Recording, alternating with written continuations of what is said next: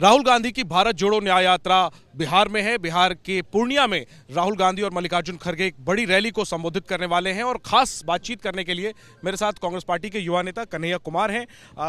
राहुल गांधी की यात्रा बिहार में आए इससे ठीक पहले नीतीश कुमार ने पाला बदल लिया। कितना असर पड़ा है नीतीश कुमार के जाने का? हम अगर इंडिया गठबंधन की बात करें, आपकी यात्रा की बात करें और बिहार की 40 सीटों की बात करें। देखिए, सबसे पहले तुम लोग जो है राष्ट्रपिता महात्मा गांधी जी को याद करते हैं और महात्मा गांधी जी जीवन पर्यंत सत्य के लिए, अहिंसा के लिए, न्याय के लिए, देश की एकता के लिए लड़ते रहे और आखिरी दम भी उनके मुंह से जो शब्द निकला वो था हे राम। तो राम का मतलब, ईश्वर का मतलब होता है प्रेम, एकता और आम लोगों की जिनको न्याय नहीं मिल रहा है उनको न्याय देना। यही सत्य का स्वरूप होता है, यही ईश्वर का रूप होता है। तो यह जो भारत जोड़ो न्याय यात्रा है वो विभिन्न राज्यों से होते हुए अभी आसाम, बंगाल से बिहार पहुंची है। आज पूर्णिया में रंगभूमि मैदान में हमारी ऐतिहासिक रैली होने वाली है और इस पूरे यात्रा को जो आप मैसेज देखेंगे वो मैसेज है न्याय का। और हम कह रहे हैं कि हम 5 तरह का न्याय चाहते हैं इस देश में और उस 5 तरह की न्याय की पुनर्स्थापना से ही देश शक्तिशाली बनेगा, देश को जो है शक्ति मिलेगी। वो 5 न्याय है: युवा का न्याय, नारी का न्याय, भागीदारी का न्याय, किसान का न्याय और मजदूर का न्याय। ये 5 न्याय की हम बात कर रहे हैं। और जब हम ये कह रहे हैं तो हम ये नहीं कह रहे हैं कि जो है सिर्फ कांग्रेस के किसानों का न्याय, हम ये नहीं कह रहे हैं कि सिर्फ कांग्रेस के किसानों का न्याय, कांग्रेस के मजदूरों का न्याय या कांग्रेस के युवाओं का न्याय। हम कह रहे हैं कि पूरे भारत के सभी युवाओं को न्याय मिलना चाहिए, नारी को न्याय मिलना चाहिए और जो शोषित वंचित वर्ग के लोग हैं उनको न्याय मिलना चाहिए। प्रश्न ये उठता है कि इस न्याय यात्रा से सच में कौन डरा हुआ है? जबकि राहुल जी बार बार कह रहे हैं कि डरो मत, सहो मत, डरने की ज़रूरत नहीं है। हम कहते हैं कि यहाँ से ना इस बिहार की ऐतिहासिक भूमि से, जो भूमि है सत्य और अहिंसा की, ये भूमि है बुद्ध की, ये भूमि है गांधी की या महावीर की, तो इस भूमि से जो है मोदी जी को भी कहते हैं डरिए मत, डरने की ज़रूरत नहीं है। ज्यों ज्यों यात्रा आगे बढ़ रही है त्यों त्यों जो है मोदी जी का दिल का धड़कन बढ़ रहा है और ये एन केन प्रकारेण साम दाम दंड भेद लगा करके वो चाह रहे हैं कि इंडिया गठबंधन को कमजोर किया जाए। झटका आप लोगों को नीतीश कुमार ने दिया है और अभी भी आप निशाने पे नरेंद्र मोदी को दे रहे हैं। नीतीश कुमार ने झटका नहीं दिया, यही समझिए। प्रॉब्लम जानते हैं क्या है? लोग नीतीश जी पे सवाल पूछ रहे हैं। हम कह रहे हैं कि नीतीश जी पलटी किसके साथ मारते हैं? अकेले तो नहीं पलटी मार रहे हैं, उनके साथ, कभी आपके साथ नहीं। तो पलटी तो कोई उनके साथ और भी मार रहा है ना, तो सिर्फ उन्हीं को क्यों पलटी मार कह रहे हैं? दूसरे को भी कहिए ना।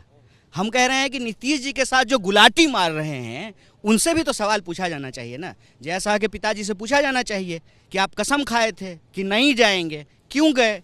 ये प्रश्न जो है सिर्फ नीतीश कुमार से क्यों पूछा जा रहा है? और रही बात हमारे यात्रा की, रही बात जो है हमारे पार्टी की, तो हम आपको एक बात स्पष्ट कर देते हैं। कब का इतिहास है इस सब पार्टियों का? 1980 में बीजेपी बनी है और बाकी सब पार्टी का जो आप नाम ले रहे हैं वो जो है एंटी इमरजेंसी मूवमेंट से निकले हैं, जेपी मूवमेंट से जो है निकली हुई पार्टियां हैं। कांग्रेस पार्टी का इतिहास क्या है? इस देश के आज़ादी के लिए संघर्ष की है। हमारे लिए जनता प्रथम है। जनता के हक के लिए अगर हम संघर्ष करेंगे तो जनता जो है हम पे भरोसा करेगी। उनका जो दुख और तकलीफ है उसको दूर करना हमारा काम है। सरकार बनना, बिगड़ना, कुर्सी रहना, नहीं रहना, गठबंधन होना, नहीं होना, ये चुनावी पक्ष है। आपको नहीं लगता नीतीश जी के जाने से इंडिया गठबंधन कमजोर हुआ है? परोक्ष रूप से वो संयोजक की भूमिका में थे, संयोजक ही उधर चला गया। अच्छा, एक बात बताइए, इंडियन क्रिकेट टीम का इतिहास उठा करके देखिए। सचिन तेंदुलकर चले गए, टीम नहीं है क्या? टीम है ना, लड़ रहे हैं अभी भी ना, मतलब जो है बैटिंग कर रहे हैं ना, खेल रहे हैं ना, टूर्नामेंट में जाते हैं ना। किसी का जाना और आना, इसका इम्पैक्ट जरूर होता है, लेकिन उससे जो है ना सारी चीज़ें जो है उसी पर निर्भर नहीं करती है, उसके और पहलू होते हैं। और भारत जोड़ो न्याय यात्रा के बारे में हमने बार बार कहा कि ये न्याय के लिए यात्रा है। तो जो अन्यायी शक्तियां हैं स्वाभाविक रूप से हर कोशिश करेगी, विघ्न डालेगी, बाधा डालेगी। आप कह रहे हैं कि बिहार में ऐसा हुआ, अभी तो हम झारखंड जाने वाले हैं, झारखंड में भी कुछ हो सकता है। मेरा अगला सवाल है, झारखंड के मुख्यमंत्री, आप गठबंधन में वहाँ सहयोगी हैं, वो कहाँ हैं? वो पता नहीं चल पा रहा। ईडी उनके आवास पर कार्रवाई कर रही है। 30 लाख से ज्यादा कैश बरामद हुआ है, एक BMW सीज किया गया है। मुख्यमंत्री का कुछ अता पता ही नहीं। देखिए, अगर वही अभी जो उसमें एनडीए में चले जाएंगे ना तो ये सब सवाल गायब हो जाएगा ना। ये सवाल आप पूछिएगा ना जो है हेडलाइन में दिखाया जाए। आइडिया दे रहे हैं हेमंत सोरेन को? नहीं, हम आइडिया सबको दिए हैं। हम सबको कहते हैं किसी के ऊपर भाजपा कोई आरोप लगाए तुरंत जो है ना जैसा के पिताजी को फोन लगाओ, कॉल करो कि हम सोच रहे हैं, मेरे मन में भी विचार आ रहा है। तो ईडी की गाड़ी जो चलना शुरू करती है ना इलेक्शन डिपार्टमेंट की, वो यू टर्न लेकर के वापस चली जाएगी। ये हम सबको कह रहे हैं। ये देश की जनता को समझना है कि कोई अगर चोर है तो चोर है, वो भाजपा के साथ आकर के शरीफ कैसे हो जाता है। इसका मतलब ये जो है ये एक राजनीति से प्रेरित कार्रवाई है। आप जो है इस देश के संस्थानों का गैर इस्तेमाल कर रहे हैं, मिसयूज कर रहे हैं अपने राजनीतिक फायदे के लिए, अपने चुनावी फायदे के लिए। एक बात और, शेर अकेला था ना तो नीतीश जी की जरूरत क्यों पड़ी है? एक अकेला, वो एक अकेले को क्या हुआ?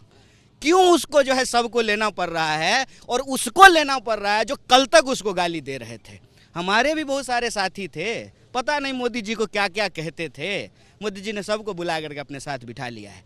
ये देश की जनता को देखना है, ये एक सैद्धांतिक लड़ाई है। भारत जोड़ो न्याय यात्रा इस देश में न्याय की स्थापना के लिए है, और हमारा यह स्पष्ट मानना है कि 5 तरह के न्याय को स्थापित किए बिना, भागीदारी न्याय, नारी न्याय, युवा न्याय, किसान न्याय, मजदूर न्याय, ये देश जो है जिसको हम विकसित बनाने का सपना देखते हैं, विश्व गुरु बनाने का सपना देखते हैं, उसको शक्ति मिलेगी इस 5 तरह के न्याय को। 2 सवाल छोटे छोटे मेरे और, एक चूंकि ईडी की कार्रवाई एक तो हेमंत सोरेन के खिलाफ चल रही है, और वहीं लालू यादव से ईडी ने कल 8 घंटे के करीब पूछताछ की, और तेजस्वी यादव से आज पूछताछ चल रही है। ईडी की ये जो कार्रवाई है, ठीक सरकार जाने के बाद, हालांकि नोटिस पहले इशू हुए थे, इस पर आप क्या बोलना चाहेंगे? देखिए, इस पे अगर आप भी सवाल पूछ दीजिएगा तो हो सकता है कि आपके यहाँ भी ईडी आ जाए। ईडी जो है आजकल कानून के हिसाब से थोड़ी काम कर रही है, राजनीति से प्रेरित होकर के काम कर रही है। इसीलिए तो हम कह रहे हैं ईडी मतलब ईडी नहीं, ईडी मतलब इलेक्शन डिपार्टमेंट। फुल टाइम 24 घंटा 24/7 एक ही काम है। जिसका नाम देंगे जैसा के पिताजी, उसके घर पे रेड मारेंगे, यही चल रहा है। तो मेरा ये मानना है कि इस देश के आम लोगों को ये समझना पड़ेगा कि लोकतंत्र पर किस तरीके से हमला किया जा रहा है, और बिना विपक्ष का कोई लोकतंत्र नहीं होता है। लोकतंत्र के लिए विपक्ष का होना जरूरी होता है। आखिरी सवाल, ये इस बस में राहुल गांधी जो यात्रा कर रहे हैं, क्या, हालांकि आप लोग कह रहे हैं कि ये यात्रा चुनावी नहीं है, लेकिन चूंकि चुनाव कुछ 2 महीने के अंदर चुनाव होने हैं, क्या ये बस राहुल गांधी को प्रधानमंत्री आवास तक पहुंचाएगी? क्या राहुल गांधी प्रधानमंत्री बन पाएंगे इस यात्रा से? आपको क्या लगता है? देखिए, प्रधानमंत्री आवास तक किसी व्यक्ति को जनता पहुंचाती है, बस नहीं पहुंचाती है। वो जनता के हाथ में है, उनके वोट से हम पहुंचते हैं, बस से नहीं पहुंचते हैं। एक बात। दूसरी बात, बार बार ये प्रभाव का बात पूछा जा रहा है। देखिए, प्रभाव तो है गुरु, अगर प्रभाव नहीं होता तो जो है आसाम में जो है आसाम के मुख्यमंत्री बिलबिला नहीं रहे होते, एन केन प्रकारेन जो है नीतीश जी को वापस एनडीए में नहीं लाया जाता, झारखंड के मुख्यमंत्री को जो है परेशान नहीं किया जाता। तो प्रभाव है कि नहीं है, इसका फैसला तो बाद में होगा। कम से कम मोदी जी के हृदय में डर तो है, घबराए हुए तो हैं। राहुल गांधी की लगातार जो जनता के साथ संवाद हो रहा है, वो लोगों का दुख तकलीफ सुन रहे हैं। आज हम लोग नवोदय विद्यालय में चले गए अचानक से, वहाँ जो है शिक्षकों ने कहना शुरू किया कि हमको पेंशन नहीं मिलता है, तो हम कमिटमेंट कर रहे हैं कि हम आपको पेंशन देंगे। जो भी सरकारी नौकरी करने वाले लोग हैं, अगर इस देश के सांसद को पेंशन मिल सकता है तो सरकारी नौकरी करने वालों को भी पेंशन देना पड़ेगा। अगर आप बड़े पूंजीपतियों का कर्जा माफ़ करते हैं तो आपको इस देश का किसान का कर्जा भी माफ़ करना पड़ेगा। इस देश के बेरोजगारों को भी बेरोजगारी भत्ता देनी पड़ेगी। क्योंकि लोकसभा चुनाव का समय, कन्हैया जी आखिरी में मैं पूछूंगा आपसे, कन्हैया कुमार क्या चाहते हैं? क्या राहुल गांधी को प्रधानमंत्री उम्मीदवार होना चाहिए नरेंद्र मोदी के सामने? देखिए, हम तो न्याय चाहते हैं। हमको अक्सर आज लोग आज पूछते हैं कि आप क्या चाहते हैं? हम न्याय चाहते हैं। इस देश में किसी के साथ भी जो अन्याय हो रहा है उससे हम न्याय चाहते हैं। लोग विपक्ष की तरफ से प्रधानमंत्री का चेहरा जानना चाहते हैं। पर देखिए, चेहरा इंपॉर्टेंट है कि मुद्दा इंपॉर्टेंट है, वो भी इस दौर में।